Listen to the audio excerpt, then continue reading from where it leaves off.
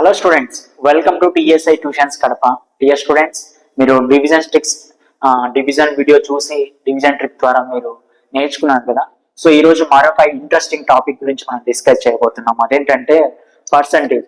So ఈ percentage గురించి మనము 6th స్టాండర్డ్ నుంచి 10th స్టాండర్డ్ వరకు అయినా కాంపిటేటివ్ ఎగ్జామ్స్ లో మనం రాస్తున్నా సరే ఈ పర్సంటేజ్ అనే ఈ టాపిక్ అనేది చాలా చాలా ఇంపార్టెంట్. ఇందులోంచి ప్రతి క్వశ్చన్ లేకుండా క్వశ్చన్ పేపర్ అనేది ఉండదు. సో ప్రతి ఎగ్జామ్ లో కూడా ఈ పర్సంటేజ్ లో నుంచి క్వశ్చన్స్ అనేది ఇవ్వడం జరుగుతుంది. సో ఈ పర్సంటేజ్ ని మనం ఎలా క్యాలిక్యులేట్ చేసుకోవాలి? సో మనం ట్రెడిషనల్ మెథడ్ లో చేస్తూ ఉంటాం. సో దాని ప్రకారం మనం చేయడం ద్వారా ఏమవుతుందంటే కొంచెం టైం అనేది ఎక్కువ పడుతుంది. సో మనం మైండ్ క్యాలిక్యులేషన్ చేయలేం. సో నేను చెప్పబోయే ఈ ట్రిక్ ద్వారా ఏమవుతుందంటే మీరు సింపుల్ గా విత్ ఇన్ సెకండ్స్ లో మీరు క్యాలిక్యులేట్ చేసుకోవచ్చు. క్యాలిక్యులేటర్ కంటే ముందు మీరే క్యాలిక్యులేట్ చేయొచ్చు. సో ఆ ట్రిక్ ఏంటో మనం ఈరోజు డిస్కస్ చేద్దాం.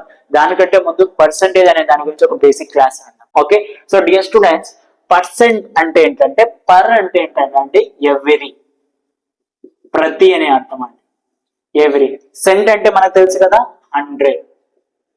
అంటే నీకు ఇచ్చిన వాల్యూలో ప్రతి దానికి నువ్వు 100 తో క్యాల్కులేట్ చేసుకోవాలి. పర్సెంట్ అంటే ప్రతి దాని వాల్యూలో పర్సెంట్ 100 కి ఎంత వాల్యూ అనే దాని గురించి మనం ఈ పర్సెంటేజ్ లో క్యాల్కులేట్ చేస్తాం. ఫర్ ఎగ్జాంపుల్ చూడండి, 2%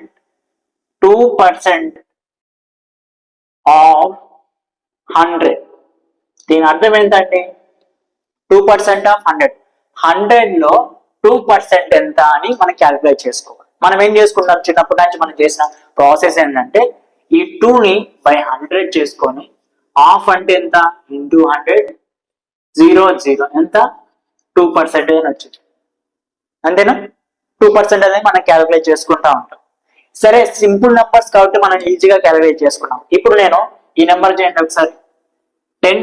7% ఆఫ్ 729. 729 కి 7% క్యాలిక్యులేట్ చేయండి. ఏం చేస్తాం మనం? 7/100 ఇంటూ 729. ఈ క్యాలిక్యులేషన్ చేసుకునేదానికి టైం పడుతుంది. మనం ఏం చేయాలి? 2 టేబుల్స్ చేసుకోవాలి, 3 టేబుల్ చెక్ చేసుకునే time taking lot of time. So ఈ టైం ని దీనికి ఈ టైం ఎక్కువ పడుతుంది కదా. సో ఇలాంటి డిఫికల్టీని మనం ఫేస్ చేస్తుంటాం కదా. సో దీని నుంచి బయటికి రావడం కోసం నేను సింపుల్ గా ఒక ట్రిక్ తీసుకుని వచ్చాను. చూడండి ఎలానో. ఇప్పుడు 7% ఆఫ్ 729 లో ఈ పర్సంటేజ్ అనేది మర్చిపోండి. ఫస్ట్ పర్సెంట్ అంటే 100 అనేది మైండ్ లో పెట్టుకోండి. సో ఈ 7 అనేది నేను ఏం చేస్తున్నాను చూడండి ట్రిక్. ఈ 7 అనేది ఇక్కడ చేస్తున్నాను చూడండి. 7 అనేది 7 ఇంటూ 729 చేస్తున్నాను. నేను 7 ని 729 తో మల్టిప్లై చేస్తున్నాను. జస్ట్ మల్టిప్లై చేస్తాను. 7 9 ఎంత? 7 9 ఎంత అండి? 63. 7 2 ఎంత? 7 2 14 ప్లస్ 6 ఎంత? 14 ప్లస్ 6 20. 7 7 ఎంత? 49. 49 ప్లస్ 2 49 50 51. ఇది first step. And second step ఏంటంటే బై 100 కదా. పర్సెంటేజ్ అంటే నేను చెప్పాను 100 అంటే డివిజన్ లో ఇది 100 ఉంది కదా. ఈ 100 మనం ఏం రాసుకోవచ్చు? పై అంటే 2 డెసిమల్ తర్వాత మనం పాయింట్ పెట్టుకుంటాం కదా. ఇది 1, ఇది 2, ఇక్కడ పాయింట్ వచ్చింది 51.03. దీని యొక్క పర్సెంటేజ్ 7% ఆఫ్ 729%. ఓకే, సో ఈ ట్రిక్ ద్వారా మీరు ఏదైనా క్యాలిక్యులేట్ చేసుకోవచ్చు. 12 అయినా 30 అప్ టు 20 టేబుల్స్ కానీ 49 టేబుల్స్ వరకైనా ఏదైనా టేబుల్స్ పర్ఫెక్ట్ గా వస్తే ఈ పర్సెంటేజ్ క్యాలిక్యులేట్ చేయడం చాలా చాలా ఈజీ. ఇంకో ప్రాబ్లం చేద్దాం చూడండి. ఫర్ ఎగ్జాంపుల్ 17 వద్దు, 17 కాకుండా 9% ఆఫ్ 7,936. ఈ 7,936 కి 9% ని క్యాలిక్యులేట్ చేయమంటుంది. సో దానికి ఏం చేయాలి మనం? ఇప్పుడు 9/100 ఇంటూ 7936 చేస్తాం. మనం చేసే ప్రాసెస్ ట్రెడిషనల్ ప్రాసెస్, అవునా? సో ట్రెడిషనల్ ప్రాసెస్ ప్రకారం అలా చేస్తాం కదా. సో ట్రిక్ ప్రకారం చేద్దాం చూడండి. ఇలా చేస్తే టైం అనేది చాలా పడుతుంది.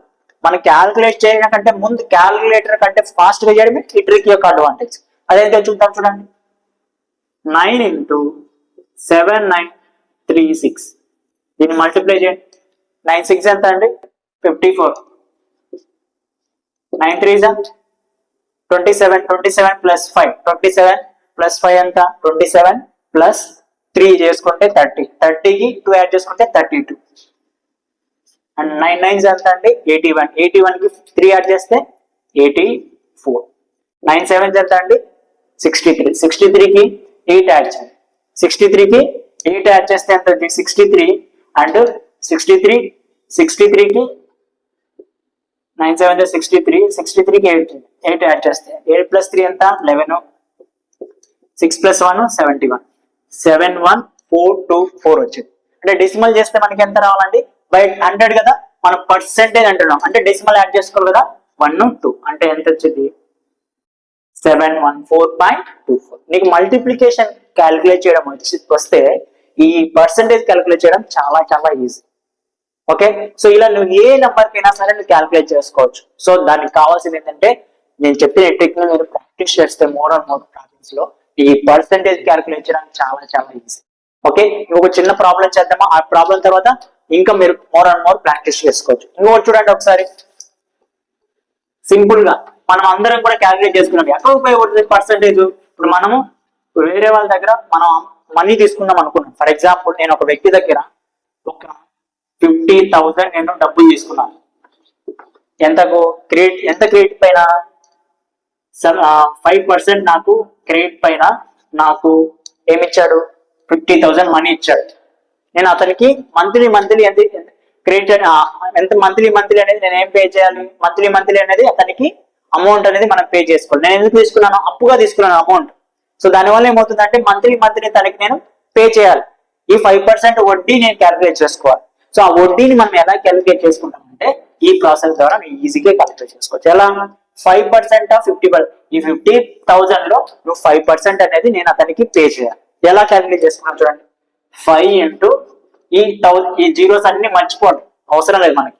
5 ఇంటూ 5 చేయండి, ఎంత వచ్చింది 25 వచ్చింది. ఓకే, నెక్స్ట్ జీరోస్ అన్ని కన్సిడర్ చేసుకోండి. 1 2 3 4 ఎన్ని ఉన్నాయి 1 2 3 4. మనం బై 100% అంటున్నాం అంటే బై 100 చేసాం అనుకోండి. ఫర్ ఎగ్జాంపుల్ ఈ జీరోస్ క్యాన్సిల్ అయిపోద్ది.